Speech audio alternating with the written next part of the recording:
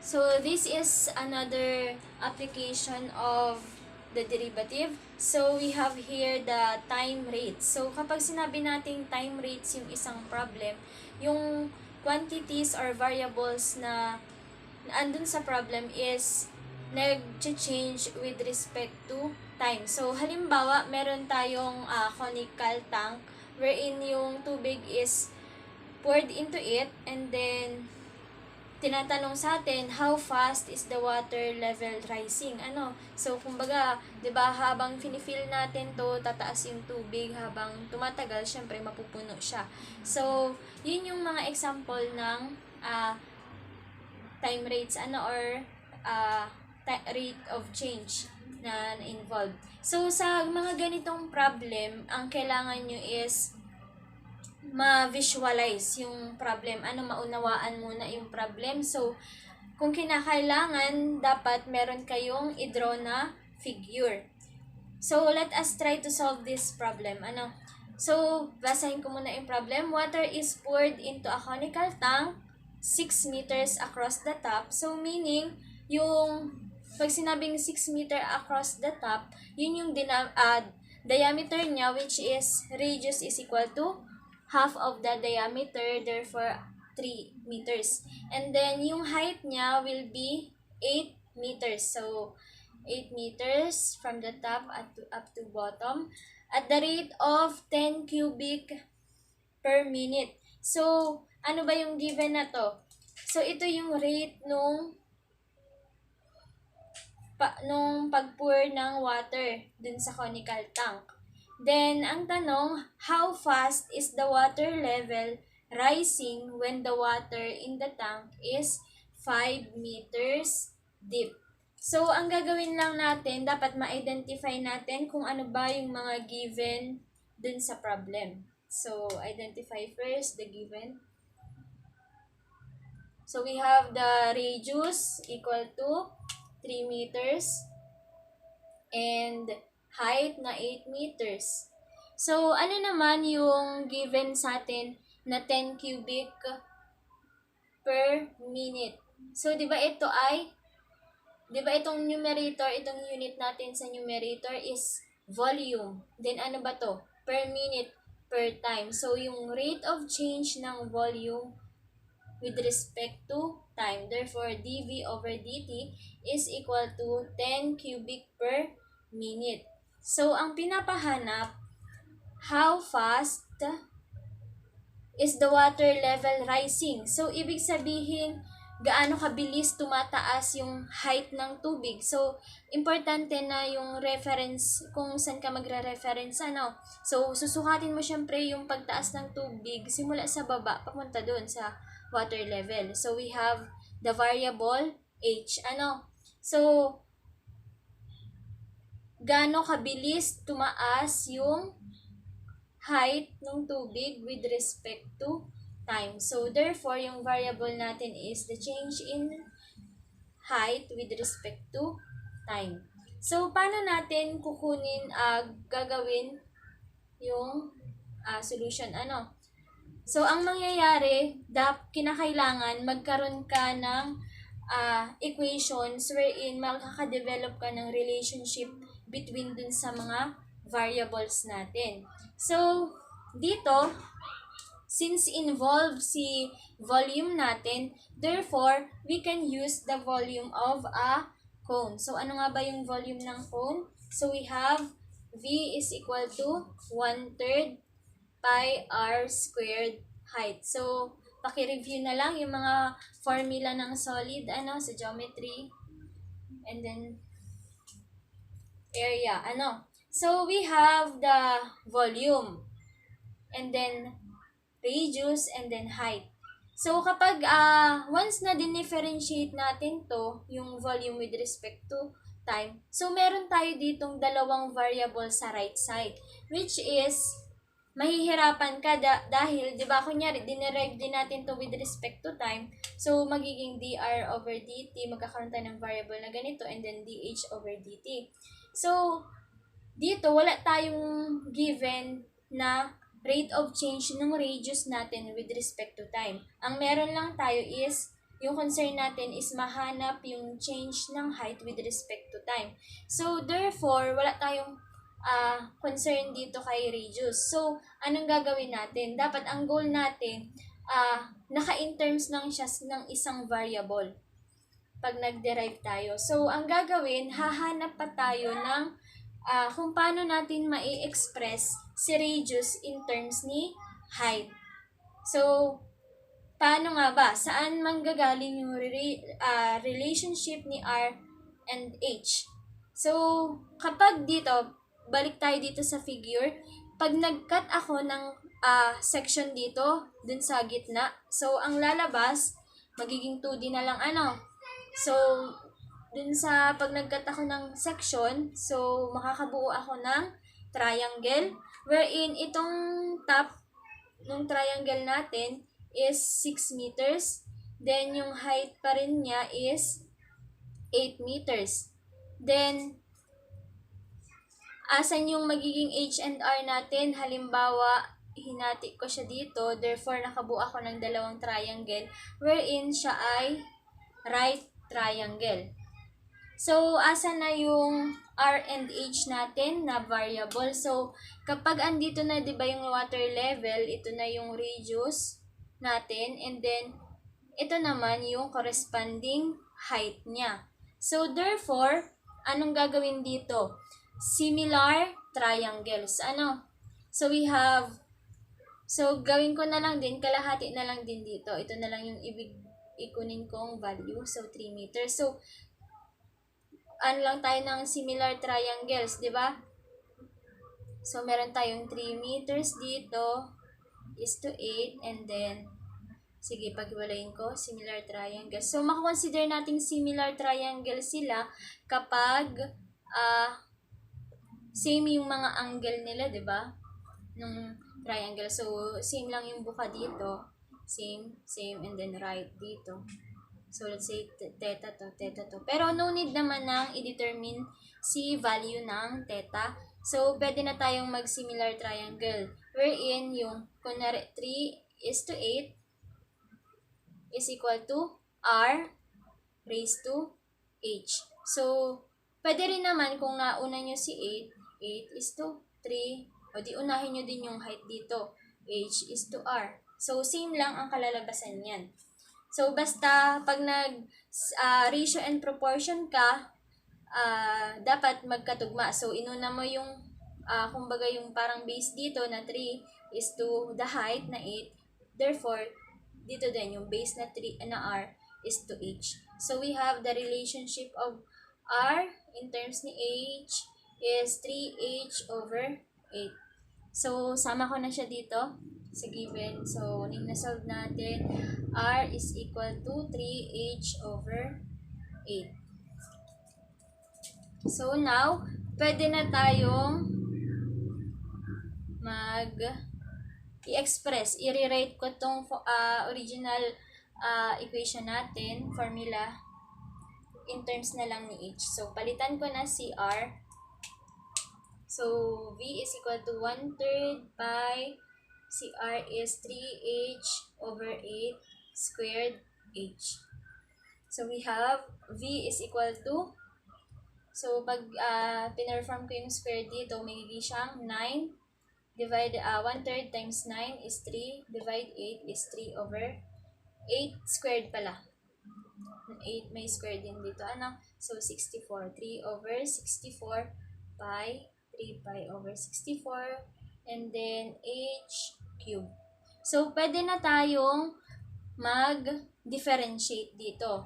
I-differentiate na natin both sides. So, we have dV over dt. So, remember, i-differentiate natin siya with respect to time. Kasi ang usapan dito, nag-change yung quantity ng volume natin. Di ba yung tumataas yung level ng tubig. So, therefore, nagbabago din yung total volume na laman ng conical tank natin at the rate of, yung given na yung rate ng pag-change niya, wherein 10 cubic per minute. So, hindi natin siya i-differentiate with respect to H kasi hindi naman yun yung kinukuha natin, yung pag-change ng volume with respect dun sa height. So, with respect tayo dun sa time. So, therefore, the derivative of V with respect to T, and then, i-derive ko din tong right side ng equation natin with respect to time. So, we have ito, copy lang, 3 pi over 64. So, therefore, ito, i-derive ko with respect to time. So, we have 3h squared dh over dt. So, ito power rule lang ano. So, 3 times h squared, then the derivative of h with respect to time is ito pa rin siya. Variable pa rin. So, anong gagawin na dito? I-replace na lang natin. Magsasubstitute na tayo ng mga values na meron tayo. So, meron na tayong value ng dv over dt. So, we have 10 cubic per minute. So, be careful, dapat consistent kayo sa value, sa unit. So, ginamit natin cubic per minute. So, dito naman, 3 pi over 64. So, multiplied by, ano ba yung h na igagamitin natin?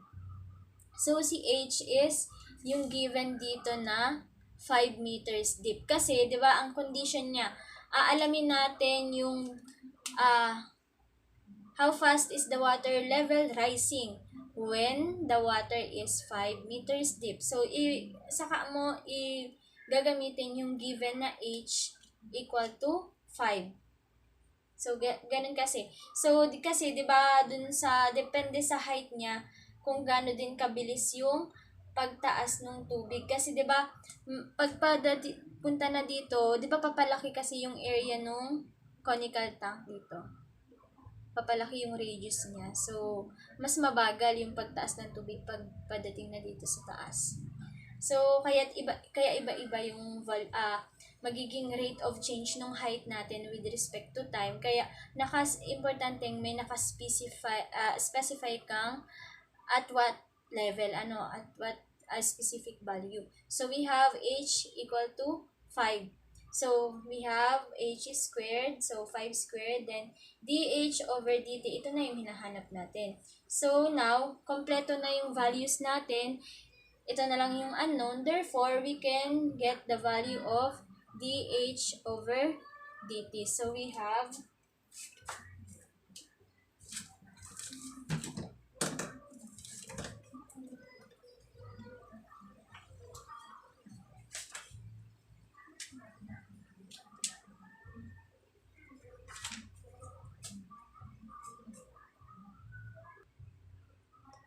So, input ko lang sa calculator, 3 pi over 64 times 3 times 25 times x equals 10. So, we have 0.91. 0.91 meter per minute yung pag-change natin. So, kasi 'di ba dito, yung cubic dito si 10 cubic per minute. So, dito may 5 m squared tayo dito, 'di ba? Square. Kaya makakancel na yung m squared. So, matitira yung isang meter. So, yan, meter and then per minute na yung unit ng dh over dt natin. So, ito na yung final value natin. So, we have dH over dt is equal to 0.91. So, ang pakitandaan lang, sa simula, dapat hindi ka muna magsasubstitute. Baka sabihin nyo, bakit hindi sa simula pa lang, sinubstitutean na natin yung equation dapat ng 5 meters yung h dito. So, hindi nyo dapat yung gagawin. Dapat, after nyo lang ma-differentiate yung equation nyo, saka lang kayo mag-substitute ng mga given values. Kasi kung kung sasubstitutean mo na agad yung h mo dito ng 5 meters, ibig sabihin, constant na yung height mo dito. Hindi na siya nag-change with respect to time. So, dapat retain pa rin siya as a variable. Kaya, ganon. So, differentiate muna bago substitute ng value, then Yun na, solve for the unknown. So, next example tayo. So, proceed tayo dito sa next example. So, we have a ship A is 20 kilometers west of another ship B. So, meron daw tayong dalawang ship, namely, i-denote natin siya as point A and then point B. So, pag sinabing 20 kilometers west of another ship B, so kunwari ito si B, di ba, kapag sinabing west, directly to the left niya, so straight line, susukat ka ng, 20 kilometers. So, let's say 20 kilometers in total distance between B to A. So, andun si A. So, importante sa problem na to na ma-visualize niyo siya. Makuha nyo yung tamang figure para tama rin yung maging solution nyo, yung pag-solve. So, if ito na yung given condition, if A sales is, so si A magta-travel pakanan. Pag sinabing is directly lang din pakanan at 10 kilometers per hour. So, ito yun, yung speed niya. And at the same time, B sails north. So, habang tumatakbo si ship A papunta dito, so si ship B naman is magta-travel pataas, papunta sa north. So, ang tanong, find the rate of change of the distance between them at the end of 1/2 hour. So, after kalahating oras, gaano ba kabilis yung pagbabago ng distance between them? So, ang nangyayari, di ba, ito na yung din drawing nating figure. So, kayo nang bahala mag-assign ng mga variables. So, let's say ito yung ginamit na na variables, yung x and y. So, s, yung distance. So, halimbawa, bakit naging variable yung assignment dito? Kasi 'di ba yung distance ni A na tina-travel niya is nagbabago with respect to time. So, yung distance naman niya galing dito, papunta dito. So, that is 20 minus x. Nakadepende dun sa kung ilan na yung tinravel niya dito na distance, yun yung matitira dito. Kaya, naka-express din siya in terms ng variable nating x.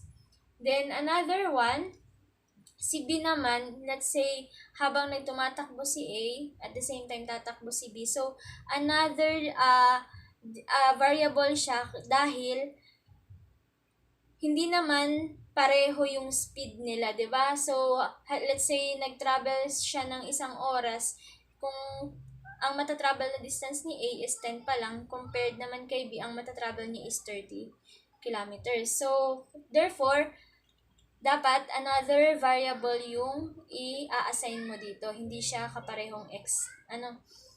So, now, let us identify yung mga given sa problem. So, we have 20 kilometers. So, paano natin i-express yung speed? So, di ba na-discuss natin dun sa rectilinear motion.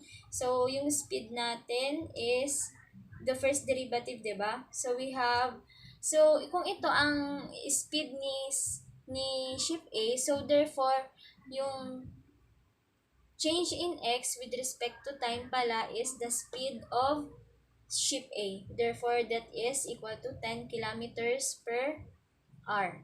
And then, another one, so si ship B naman is, ito yung variable niya. So, yung change in y with respect to time, we have 30 kph. So, kilometers per hour. And then, ano pa yung kinukuha natin? So, yung rate of change ng distance between them. So, nag-create tayo ng line. Pinag-connect yung, halimbawa yung location dito at any time. Ito yung location ng dalawang point, then ipag-connect natin. So, that is the distance, s. I-denote natin siya ng s. So, ang hinahanap is rate of change ng s with respect to time. So, at time is equal to 1/2 hour. So, paano natin siya isosolve? So, base dito sa figure, paano tayo bubuo ng relationship among dun sa mga variables na ginawa natin. So, mapapansin nyo dito, meron tayong right triangle na nabuo. So, 'di ba dahil directly east naman siya, directly north. So, 'di ba sa ano naman natin, direction, perpendicular si east, si west at si north, 'di ba? And then si east. So, yan, makakabuo tayo ng right triangle. So, ano ba yung relationship ng mga side nung triangle natin? So, kapag meron tayong right triangle, syempre, papasok dyan si Pythagorean theorem. So, sa Pythagorean theorem natin, let's say ito yung two legs ng right triangle and then si C is the hypotenuse. So, lagi lang naman, C squared is equal to the summation of the squared of each side. So, C squared is equal to A squared plus B squared. So, lagi tandaan nyo lang, si hypotenuse is the longest side which is opposite the right angle. So, now, i-follow lang natin yung Pythagorean theorem.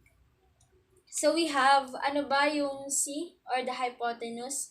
Yun yung S natin. Ano? So, we have S squared.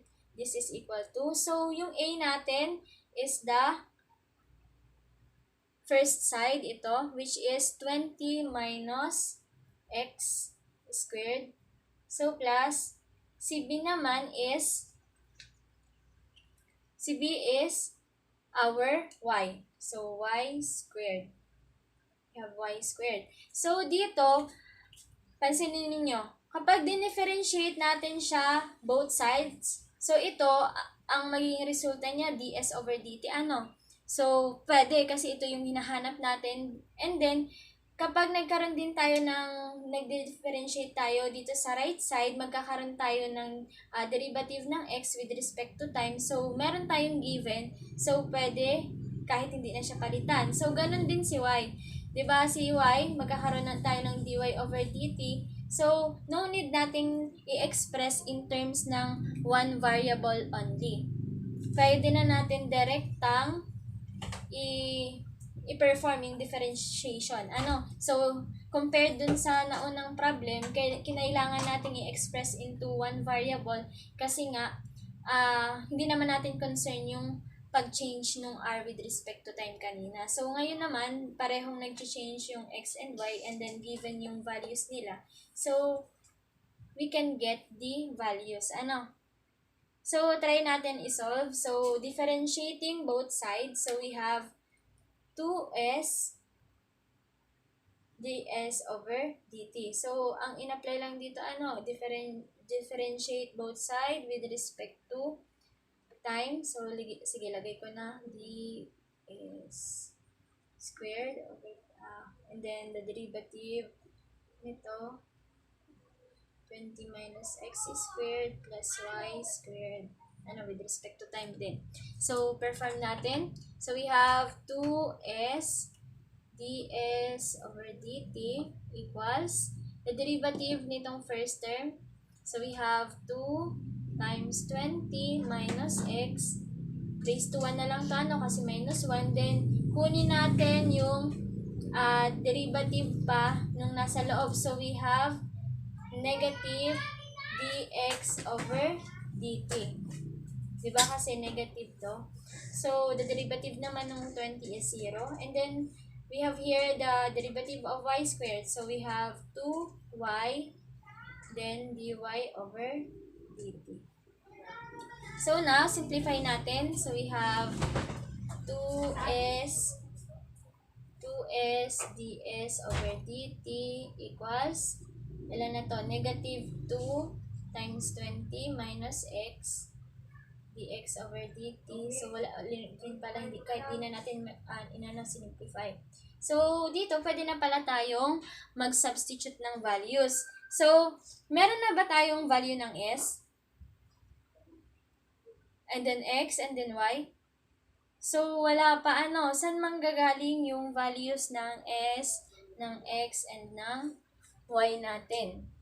So, dun tayo balik sa condition. Ano, dapat daw, hahanapin natin yung change in rate of change ng distance between the two ship after 1/2 hour. So, kukunin natin yung location ng bawat ship after 1/2 hour. So, we have, after 1/2 hour, so, asa na yung A? Di ba ang speed niya is 10 kilometers per hour. Kung nakapag-travel na siya ng kalahating oras, therefore, this is 5 kilometers. And this will be 15 kilometers. Then, the value of Y will be kalahati lang din. So, we have 15 kilometers. So, therefore, pag pinerform natin yung Pythagorean dito, ano yung value ng S natin? So, we have S squared is equal to 15 squared plus 15 squared yung another side. So, we have S is equal to square root natin both sides. So, we have 15 square root of 2. So, yung value ng X natin is, yung kanina, ito, X is equal to 5. Diba? Ito yung na-travel ni ship A. And then, yung Y is the na-travel nung ship B. So, 15. So, direct substitution na tayo pagdating dito. So, we have 2S, which is 15 square root of 2. Then, ito yung hinahanap natin. So, i-retain lang natin ds over dt. Then, we have negative 2, 20 minus, ano yung x? 5. And then, dx over dt is 10 plus 2y is, yung y natin is 15. Then, the derivative of y with respect to time is 30. So, we have the answer for ds over dt is, pakicalculate na lang, i-verify. So, we have 10 is square root of 2 kilometers per hour. So, ito na yung final answer. So, napaka-importante nung tamang figure, pag-visualize kung paano mo naintindihan yung problem. So, another solution, pwede nating i-express with respect to time yung bawat variable. So, pakita ko sa inyo yung another solution. So, another way, halimbawa, hindi tayo nag-assign ng value or ng dalawang variable. Instead ng x and y, i-express lang natin siya in terms ng isang variable, which is in terms ng time. Let's say, si x, di ba si x is equal to yung distance traveled ni A. So, di ba, velocity is equal to distance over time. So, we have, yung magiging distance niya is velocity times time. So, ano ba yung velocity ni ship A? So, we have 10. So, then, multiply lang natin ng time. So, we have x is equal to 10t. So, ito na yung isa-substitute natin dito. So, we have 10t. Therefore, ito is magiging 20 minus 10t. And then, for y, ano ba yung magiging distance ni y in terms ni time? So, we have the velocity naman nung ship B, which is 30. So, times time ulit. So, we have 30t. So, let's try naman isolve siya in terms lang ng isang variable, di ba? With respect to time. So, anong gagawin ulit? Same method lang. Yung Pythagorean natin. So, ang relationship ng tatlong side is manggagaling sa kanya. So, we have the Pythagorean theorem, which is s squared will be equal to 20 minus 10t squared plus 30t squared. So, careful, pagsulat, dapat parehong nasa loob ng squared yung 30 and t. So, dito, directly, we can differentiate both sides in terms ng time. Ano? So, ayan, differentiate natin. S squared, derivative of 20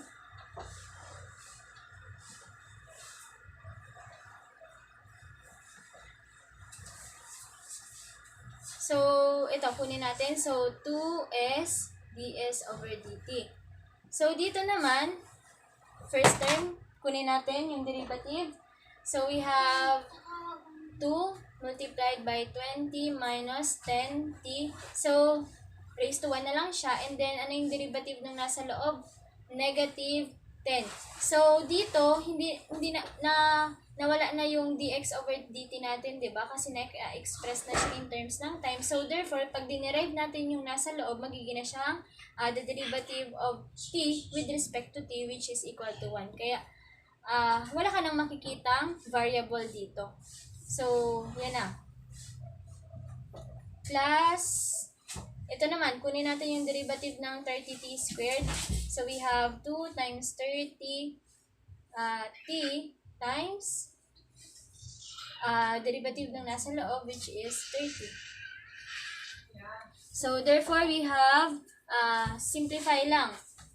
Ano? So, 2s ds over dt. So, we have 2 times negative 20, negative 10 is negative 20, and then 20 minus 10t plus 60 times 30t. So, wag na nating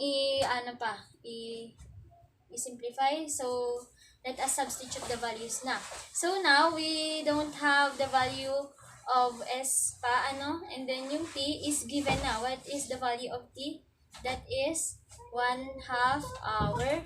So, we have to substitute these values. So, una kunin pala muna natin si s. So, mangyayari, substitute lang natin dito, di ba? Ito yan, yung relationship ng s dun sa sides. So, we have s squared is equal to ilan dito? So, we have 20 minus, ang 10 times 1/2 is 5. So, we have squared plus 30 times 1/2 ulit, dito is 15 squared. So, we have, ganun din yung sagot, So, we have 15 square root of 2.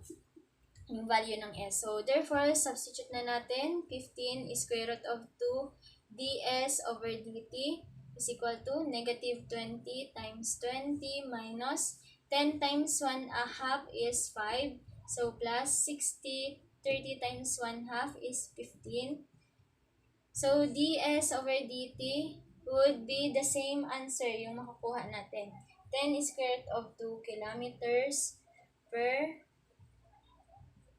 hour.